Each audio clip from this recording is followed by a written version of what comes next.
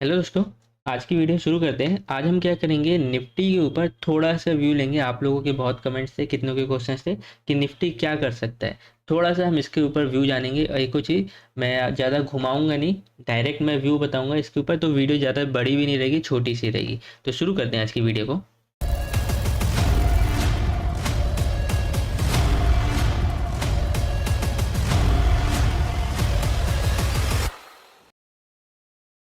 Video शुरू होने से पहले आप एक बार वीडियो को लाइक ज़रूर कर देना, ठीक, और नए हैं तो सब्सक्राइब भी जरूर करना। तो समझते हैं। देखिए, बड़ा टाइम फ्रेम हम बार बार देख चुके हैं, हमें पता है ये क्वार्टर से चल रहा है। लेकिन अब क्या कर सकते हैं हम निफ्टी के ऊपर, उसके ऊपर जानते हैं। देखिए, यहाँ पे निफ्टी का एक ऑल टाइम हाई है। मैं क्या करता हूँ, इसकी मार्किंग कर देता हूँ। ये जो सप्लाई जोन है ना, इसकी मार्किंग कर देता हूँ मंथली का, और इसका कलर हम रेड कर देते हैं एक बार के लिए। थोड़ा सा समझते हैं। निफ्टी के अंदर जब निफ्टी यहाँ से डाउन आ रही थी कंटिन्यू, तो देखोगे ये ड्रॉप बेस ड्रॉप का सप्लाई जोन बना रखा था इसने। ठीक है, मैं इस पे एक हॉरिजॉन्टल लाइन डाल देता हूँ, इसको डिलीट कर देते हैं। इस हॉरिजॉन्टल लाइन की हम थोड़ी सी थिकनेस बढ़ाते हैं। अब एक चीज़ देखिए, हमें क्या दिख रहा है, जो ये हॉरिजॉन्टल लाइन है, इसको ब्रेक किसने किया है।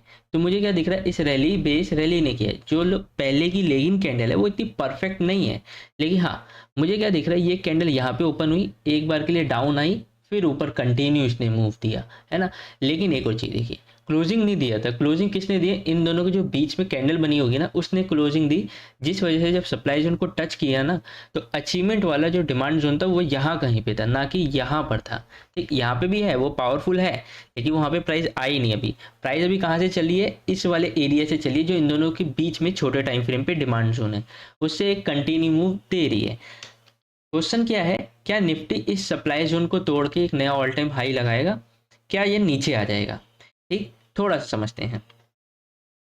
वापस मंथली पे चलते हैं। मैंने जो ये मार्क किया था, इसको एक बार वीकली पे समझते हैं। वीकली पे जाओगे तो देखोगे, यहाँ से जो कंटिन्यू बाइंग आई थी ना, इसने अपने प्रीवियस वाले सप्लाई जोन को ब्रेक कर दिया। ठीक है, इसके अंदर अगर मैं इसकी मार्किंग करूं, तो मार्किंग इसकी ऐसे होगी, और जिससे हमें क्या दिख रहा है, प्राइस इसमें आके चली भी है इस वाले एरिया से। अब एक चीज डायरेक्ट हमें डाउट हो रहा है कि ये एरिया जो है, क्या ये मंथली के सप्लाई जोन को चला पाएगा या नहीं। तो एक डाउट हो रहा था इसके अंदर। तो क्या करते हैं, इसके अंदर कंफर्मेशन कर लेते हैं कि ये एरिया कंटिन्यू चला पाएगा कि नहीं। तो वो हमने किया। कैसे किया, थोड़ा सा समझते हैं। प्राइस आ रही थी आपकी मंथली के सप्लाई जोन से, तो अग्रेसिव वाला तो पहली बात तो वो चलेगा नहीं। ठीक, और दूसरी बात, जब सेलिंग आ रही थी तो कैंडल की देखिए, कैंडल कैसी है, छोटी छोटी है, इतनी पावरफुल भी नहीं है, और ये एक अचीवमेंट वाला डिमांड जोन था। इसके अंदर प्राइस आई, एक मूव दिया, हमें अभी कंफर्मेशन नहीं मिली। वीकली के अकॉर्डिंग कंफर्मेशन हमें कहाँ पे मिली, यहाँ पे जाके मिली।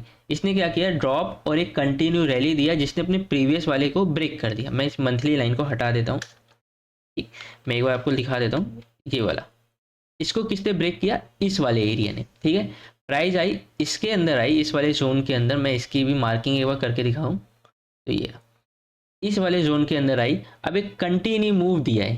ठीक, कंटिन्यू मूव दिया है, तो इसने क्या किया, इसको भी ब्रेक कर दिया, साथ साथ में इसने इस वाले एरिया को भी ब्रेक कर दिया, और क्लोजिंग भी दे दी वीकली टाइम फ्रेम पे। ठीक है, तो हमारे पास दो एरिया बचे हुए हैं जो अब फ्रेश हैं।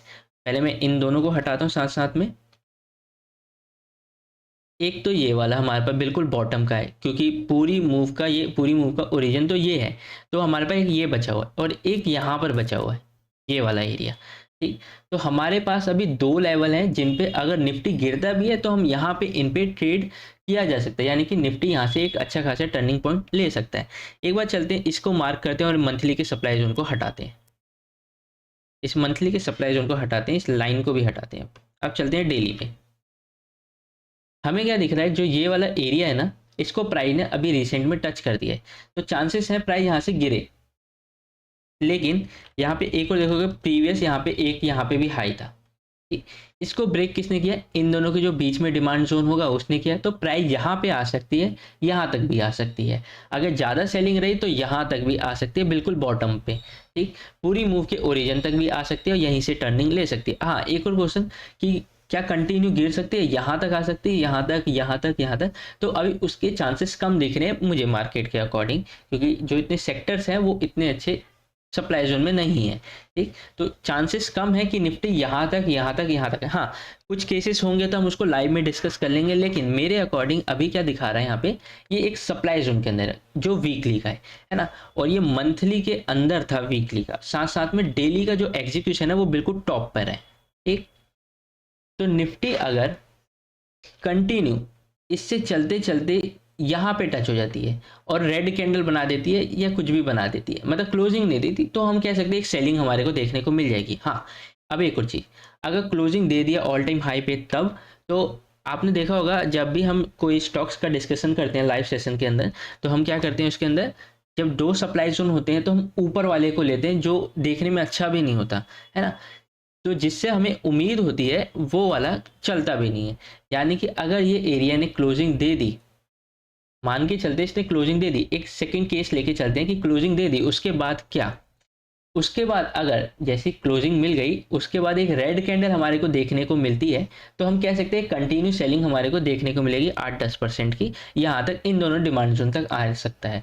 लेकिन क्लोजिंग मिल गई, एक और ग्रीन कैंडल अगर कंटिन्यू रहता है तो हमारे को निफ्टी थोड़ा और ऊपर जाने को देखने को मिल सकता है। लेकिन अगर एक ग्रीन कैंडल के बाद एक रेड कैंडल बनती है, ठीक, तो वो एरिया प्राइस को डाउन लेके आएगा। ठीक, और डाउन लेके आएगा कहाँ तक, आपके पास दो जो ये वीकली के जोन बचे हैं ना, यहाँ तक लेके आएगा। अब एक और चीज़, तो मेरा व्यू मतलब यही है कि अगर एक बार अगर वो रेड कैंडल बनती है तो मैं अपना थोड़ा सा पोर्टफोलियो थोड़ा सा अपना खाली कर लूँगा। मैं अपना व्यू बता रहा हूँ आप लोगों को, आपको मैं कोई सजेशन नहीं दे रहा और ये वीडियो कोई सजेशन नहीं है, मैं बस अपना व्यू बता रहा हूँ कि अगर निफ्टी यहाँ पे आती है, क्लोजिंग देती है, रेड कैंडल बनाती है, तो मेरे को थोड़ा सा डाउट होगा, थोड़ा सा मैं अपना पोर्टफोलियो को खाली कर लूँगा। ठीक, लेकिन हाँ कंटिन्यू ग्रीन बनाता है तो मैं इसको रखूँगा। फिर एक और चीज़, अगर ये गिरता है 8-10% भी गिरता है तो मैं इन दोनों पे अपने पोर्टफोलियो में स्टॉक्स को ऐड करना शुरू करूँगा। तो ये मेरा व्यू है इसके अंदर। आपको वीडियो कैसी लगी आप मुझे कमेंट सेक्शन में बताना, अगर अच्छी लगी तो लाइक जरूर करना, और डिस्क्रिप्शन के अंदर आपको व्हाट्सअप चैनल की लिंक मिल जाएगी, इसके अंदर आप ज्वाइन हो जाना। इसके अंदर मैं आपको ऐसे स्टॉक्स बताता हूँ जो डिमांड जोन में आने वाले होते हैं। अभी मैं इसको भी रेगुलर करना शुरू करूँगा अभी थोड़ी टाइम में, तो आप ज़रूर इसके अंदर फॉलो हो जाना। अगर नए हैं तो चैनल को सब्सक्राइब जरूर करना। अभी के लिए बस इतना ही, मिलते हैं किसी और वीडियो में किसी नए टॉपिक के साथ। धन्यवाद।